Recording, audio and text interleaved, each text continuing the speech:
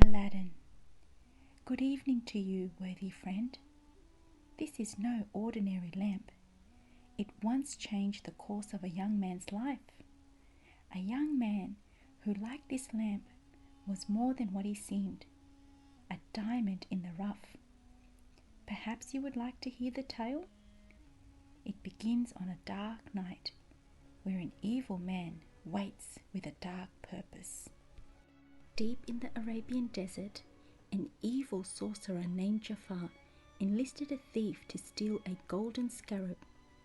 Jafar eagerly touched the two halves of the magical object together. Glowing, it flew across the desert. Jafar and the thief, Gazim, quickly followed. Where the scarab stopped, an immense tiger head rose from the sand, the entrance to the Cave of Wonders. Afraid to go in the cave himself, Jafar ordered Gazim to go.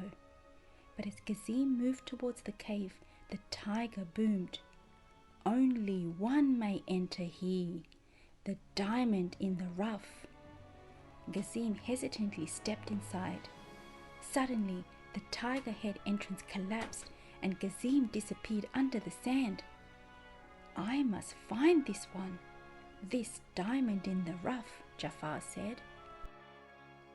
Early the next morning, in the marketplace of Agrabah, a boy named Aladdin took a loaf of bread. "Stop, thief!" shouted the Sultan's head palace guard. With no parents to care for him, Aladdin had to steal to eat. The guards chased after him. Aladdin disguised himself and then fled over rooftops and balconies, up steps and down alleyways. Just when he thought he was caught, he managed to escape. Aladdin was excellent at outsmarting the guards. Even though Aladdin had no money, he had a heart of gold. When a haughty prince tried to clear his way by hurting some children, Aladdin came to their rescue. "If I were as rich as you," Aladdin said, "I could afford some manners." "You are a worthless street rat," the prince said as he rode through the palace gates. Aladdin and his pet monkey Abu trudged to their rooftop home. Aladdin gazed at the Sultan's palace. "Someday, Abu, things are going to change.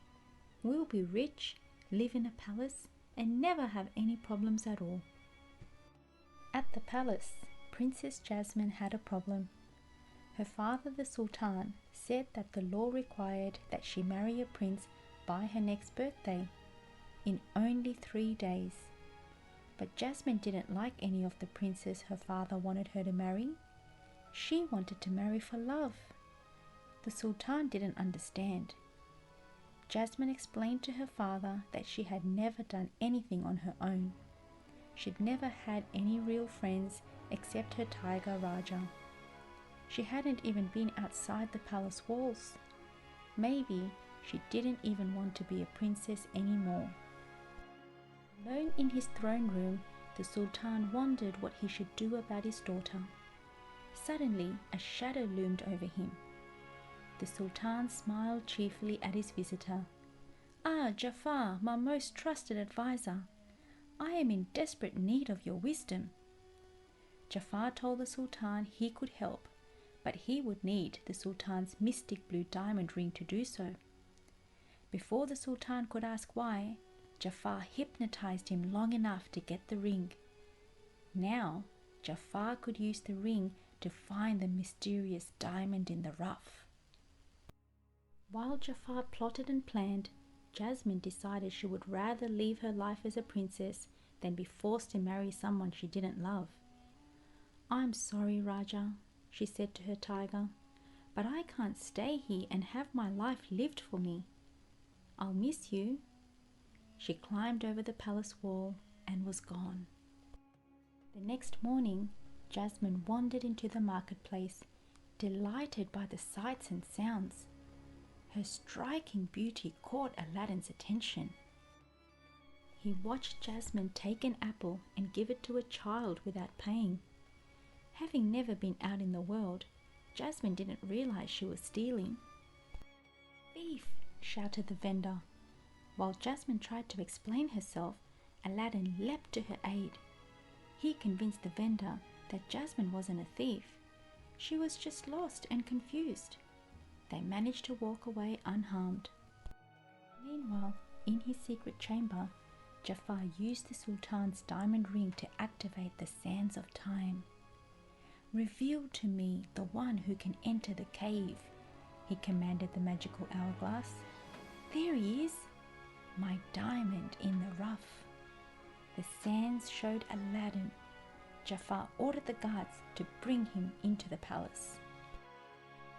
Back at Aladdin's home, Jasmine was impressed with where Aladdin lived. "It's not much," Aladdin said, "but it's got a great view." When Jasmine saw the palace in the distance, the smile fell from her face. "Where are you from?" Aladdin asked. "Why does it matter?" she said. "I ran away and I am not going back." Suddenly, the palace guards thundered up the stairs, interrupting their conversation. "There you are!" shouted a guard. "They're after me," Jasmine and Aladdin said in unison. The pair tried to get away, but the guards managed to catch Aladdin. Jasmine threw off her scarf, revealing her royal identity. "Unhand him," she said, "by order of the princess."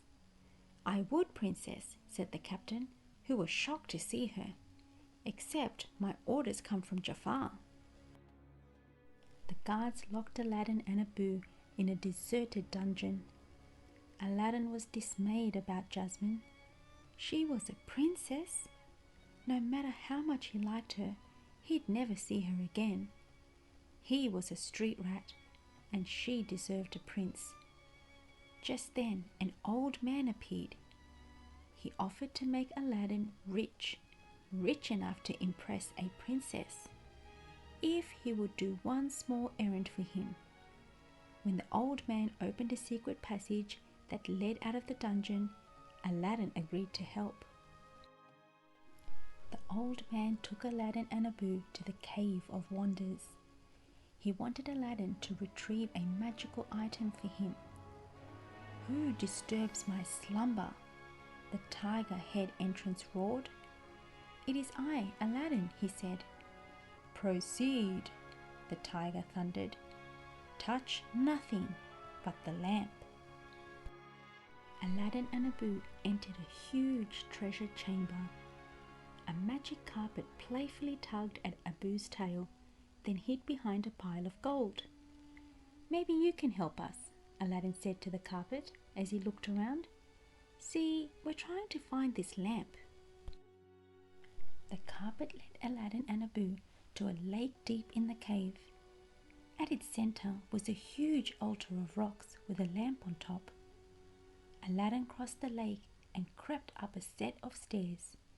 He carefully approached the lamp, but it didn't look at all that impressive. Just then, Abu saw a statue holding a glowing gem. He had to have it. "Abu, no!" Aladdin shouted from the top of the stairs. Even the carpet tried to stop Abu, but it was too late. "You have touched the forbidden treasure," the tiger thundered. The ground rumbled and shook. Aladdin was flung into the air. The cave floor turned to molten lava. The carpet caught Aladdin and Abu and raced towards the cave entrance. But before they could escape, Aladdin fell. Frantically, he grabbed for a handhold, begging the old man for help. "First give me the lamp," the man said. Aladdin handed it over, only to be betrayed. The old man had no intention of helping Aladdin or Abu. They both fell to the bottom of the cavern. The old man reached inside his cloak for the precious lamp, only to realize it was gone. He howled in rage. Ripping off his beard, the old man revealed he was actually Jafar in disguise. Thanks to the magic carpet, Aladdin and Abu landed safely in the cave, which had turned back into stone. They were trapped, but at least Abu had stolen back the lamp. Aladdin rubbed the lamp to get a better look. Suddenly, sparks flew, smoke swirled, and poof! A genie appeared. "So, what will it be, master?" the genie asked. He explained that Aladdin could have 3 wishes. Aladdin didn't know what to wish for. The genie explained he was the best friend Aladdin could ask for. He could give him riches, the most magnificent food, and strength beyond worlds. But there were limitations to the wishes. Limitations? Aladdin smiled at Abu. "He probably can't even get us out of this cave." "Excuse me," said the genie. Seconds later, they were flying out on the magic carpet without having used any of Aladdin's wishes. Safely out of the cave, Aladdin thought about his first wish. He wanted to be with Jasmine. "Genie, I wish for you to make me a prince." The genie looked at Aladdin's size and build. He measured here and there, and then, with a wave of his big blue hands, presto! The genie had dressed Aladdin in clothes fit for a prince. "Hang on to your turban, kid," the genie announced. "We're gonna make you a star." In the blink of an eye, Aladdin found himself riding into Agrabah in a spectacular parade of acrobats, dancers, and sword twirlers, along with a menagerie of animals, including Abu, whom the genie had changed into an elephant. Arriving at the palace, Aladdin, as Prince Ali Ababwa, asked for Jasmine's hand in marriage. The Sultan was delighted. Jasmine, who did not recognize Aladdin, was not impressed. She wasn't a prize to be won. That night, Aladdin knew he needed to fix things with Jasmine. "I gotta be smooth, cool, confident," he told himself. Then he got on his carpet and floated up to her balcony. "Princess Jasmine," Aladdin called. "Who's there?" "It's me, Prince Ali Ababwa." "Just leave me alone," Jasmine responded. Raja growled at him. "Wait," Jasmine said. "Do I know you?" Aladdin didn't confess the truth. Jasmine turned away. She had little interest in a stuck-up prince. Then he told her what he thought about her future. "You should be free to make your own choice." With that and a peek at the magic carpet, she couldn't resist his offer of a ride. Flying over deserts, mountains, and seas, past cities and countrysides, they discovered a whole new world together. Jasmine discovered even more, as she had suspected. Prince Ali was actually the boy from the market. By the time Aladdin returned Jasmine to the palace, she had decided he was the one for her. "Good night, my handsome prince," she whispered, leaving Aladdin feeling as if he were floating on air. For the first time in his life, things were starting to go right. But Jafar had an evil plan for Aladdin. "I'm afraid you've worn out your welcome, Prince Abubu," Jafar said. He ordered the palace guards to bind Aladdin and throw him into the sea. Aladdin sank to the bottom of the sea, and the lamp landed nearby. He struggled to reach it, but he was running out of air. Luckily, he bumped into the lamp at last. By the time the genie appeared, Aladdin had lost consciousness. The genie used one of Aladdin's remaining wishes to rescue him from the deep sea. Then he took Aladdin safely to shore. He was alive. At the palace, Jafar had hypnotized the Sultan again. Turning to Jasmine, the Sultan commanded, "You will wed Jafar." Just then, Aladdin arrived and revealed Jafar as an evil sorcerer. Jafar caught sight of Aladdin's lamp and realized who Prince Ali really was, just before the villain vanished into thin air. Not long after, Jafar's parrot Iago lured Aladdin outside by mimicking Jasmine's voice. When Aladdin went looking for her, Iago stole the lamp and gave it to Jafar. After Jafar rubbed the lamp, he told the genie his first command: "I wish to rule on high, as Sultan."